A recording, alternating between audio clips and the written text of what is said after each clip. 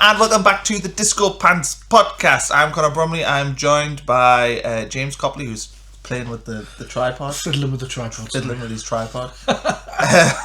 We did a Newcastle preview, so check that out if you haven't already. We'll also have a video about Chris Rigg coming out at some point. Loads of videos. But we're here to talk about the accounts. And Sunderland have released their accounts, and on face value, I think they look very, very good. Sunderland lost, I think it was 1.1 million last season en route to promotion. But because of the quirks of the accounts, we went and included a lot of July. Normally Sunderland's accounts used to end in June, but they went over to July to comply with the Premier League rules and regulations. So it's weird. It's hard to actually judge what Sunderland actually did last season, because also there's bonuses for wages, for promotion. New players coming in, their wages are counted. I think some of the transfer fees for the new players are counted. So it's very difficult to get a real understanding of where Sunderland actually are financially. But I think the main takeaway for me is that the club were very prudently run in the build up to this. We've lost 18.6 million on our last three accounts combined. In the Championship, you're allowed to lose 39 million. So Sunderland were like 20 million up on what they could lose. And no team really has been promoted to the Premier League in this level of sort of financial security. Normally it's an absolute shit show when you get promoted and you've overspent. No, they've done a really good job, and I think these accounts highlight that. As you mentioned, Sunderland posted an operating loss of £1.1 million on the promotion season. So to do that as a non-parachute payment team and to get promoted, I think is really, really, really impressive.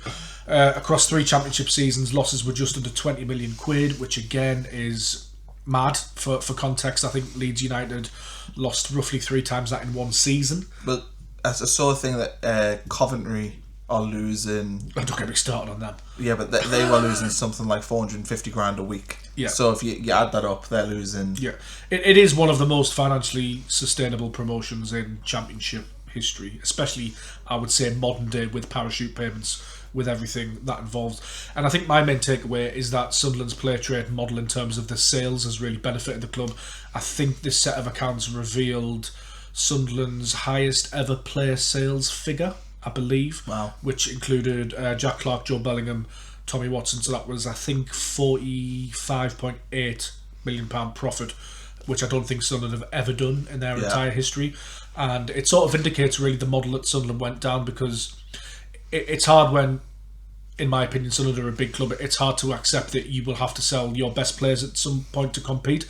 But unfortunately, that's just the way the deck is loaded against teams that weren't in the Big Six about 10 years ago, because that's the financial regulations that PSR and in the Championship, across the Premier League and across Europe, teams are now operating under. So I think Sunderland chose the right way. They've stuck with it. They didn't deviate from it, and they've pulled a bit of a blinder, really, to be honest. Yeah, well, I think that's the takeaway that I have is every team in the Championship loses mad amount, unless they have a big sale.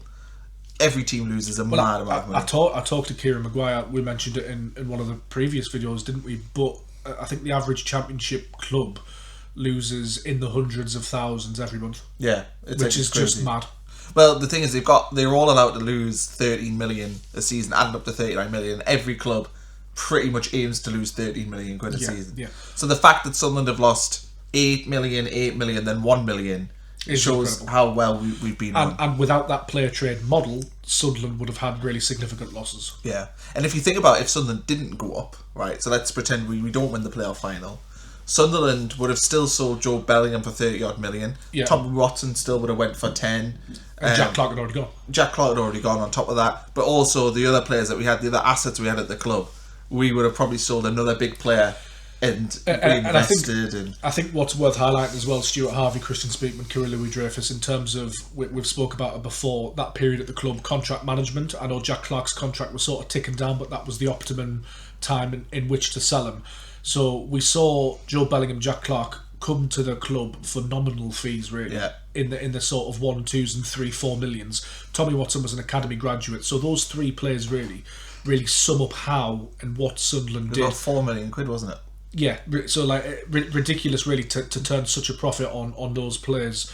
And again, Sunderland would have posted a very large loss. So the model, which was buy young, develop, sell for a profit, reinvest in the squad, that was the right thing to do. What's interesting now is how that evolves in the Premier League when the expectations shift.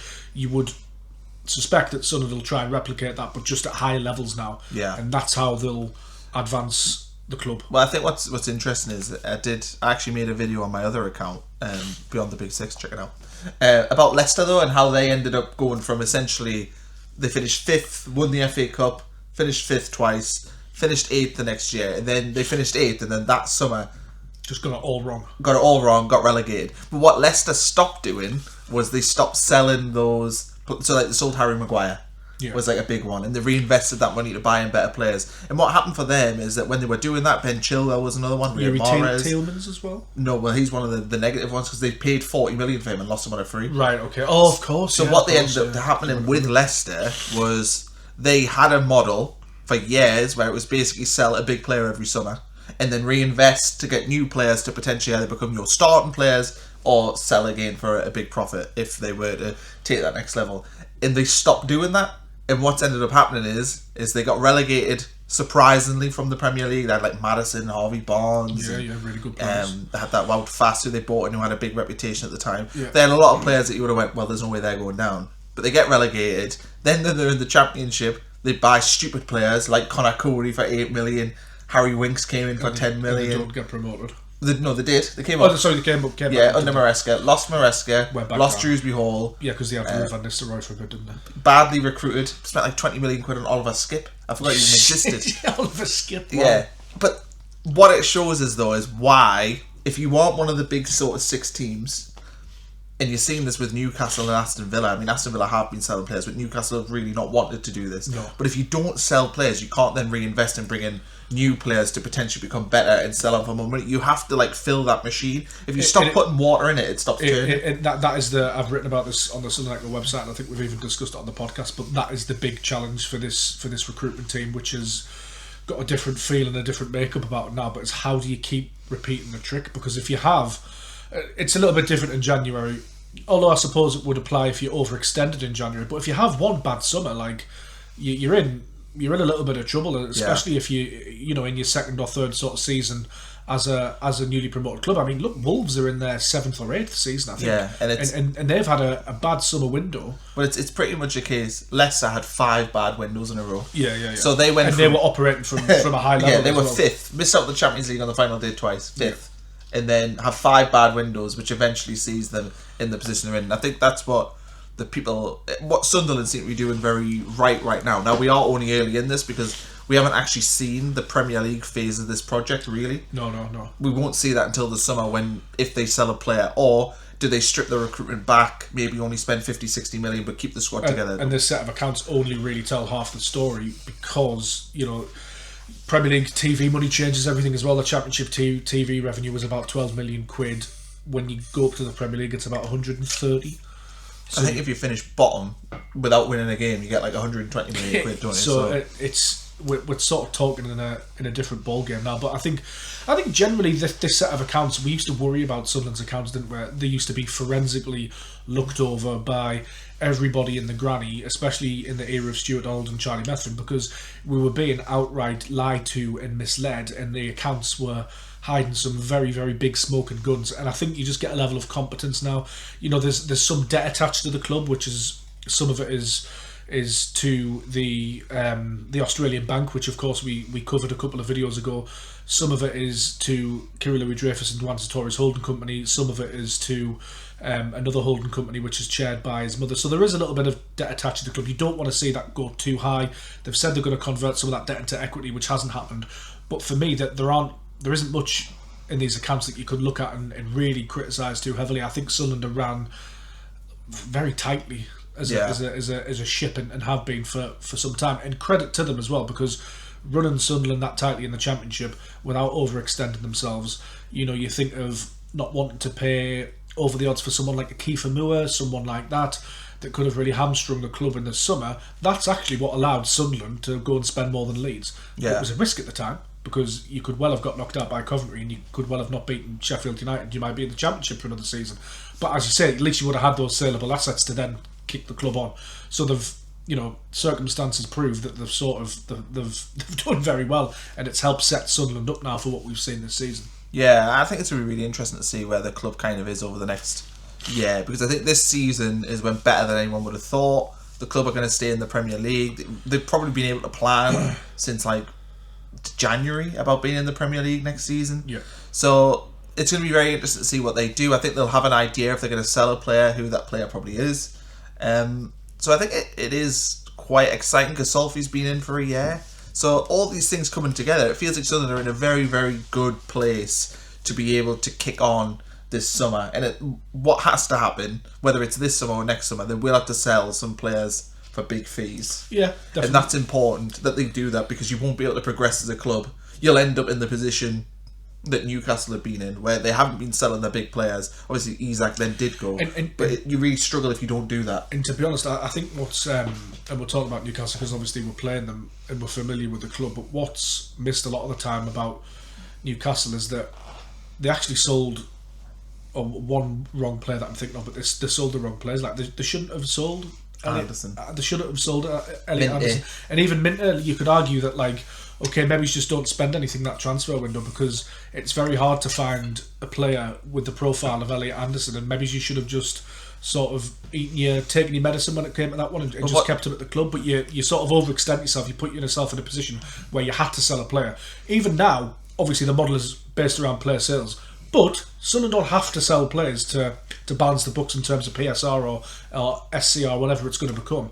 They're still in a reasonable position that if, say they don't have to sell Noah Siddiqui next summer on the cheap if a team comes in on rubber roofs, they can demand top dollar because they've got these players on long-term contracts and they're in no financial danger, whereas Newcastle, they weren't in financial danger. That's perhaps a little bit too strong, but they very much had to sell to buy anybody. Yeah. No, I think it's very, very interesting the position Sunderland are in with all that. I think they're in a very good spot. They've navigated it very well. Yeah, they have. And what other things are interesting in these accounts then? So you had revenue growth, turnover rose to 40 million, which was up around 2 million year on year. That was driven by higher gate receipts, increased sponsorship. There was a £2 million boost from the new EFL TV deal. I don't know if you remember that last season. It was big news. Obviously, match day strength. Gate receipts went up by around 14% to about 13.5 million, which is pretty good going. Sunderland had the highest average attendance in the Championship. Obviously, be interested to see next time those accounts come around. Sunderland have pushed the prices up, and then obviously the accounts after the next accounts will have pushed the prices up again. Yeah. So you would expect that revenue to keep going. Sunderland had the 9th highest attendance in English football as well, so that's a massive strength in terms of selling tickets, how much money you can bring into the club. These accounts don't necessarily show up because the account period is slightly different, but the Fanatics and the Hummel deals as well will have benefited the club because it's allowed the club to basically sell more shirts. Yeah. As I say, not necessarily reflected in this set of accounts because of the time period. It actually shows a dip, but if you look at generally how much merch the club have sold, I think in the next set of accounts you'll see that sort of come back in line. But I think generally David Bruce deserves a lot of credit. What's really interesting to me as well, and I'll have to find where the note is, but in terms of infrastructure as well, Sunderland invested nearly £10 million in its facilities. So that's gone on the Academy of Light, which is an amazing facility, but sort of needed reintroducing into the 21st century. It is one of the best training grounds in the country, but like anything, a building 20 years old, it started to decay a little bit, and it just needed a little bit of a refresh. That has begun to happen. The Stadium of Light was in a similar position, still is, you could argue. We've seen investment into that. Obviously, there's been more investment in that announced recently in terms of the Roker End Way, I think it's going to be called. Yeah, and then we've seen the scoreboards of winning the scoreboards. There's the new ticket office. They've started to recolour the outside of the Stadium of Light. It's started to look whiter now. So that sort of stuff, it goes under the radar because everybody likes to know about player trade and how much this person was sold for, how many legacy payments we've got, what the wage bill is. But that £10 million into the club's facilities, I think, is really, really important, because I think it signals to me that Kirili Dreyfus has a long-term interest in this football club. He's not just here to make a quick buck, as Stuart Donald and Charlie Methven were. So yeah, I think sponsorship income rose as well, up 67% to 3.9 million.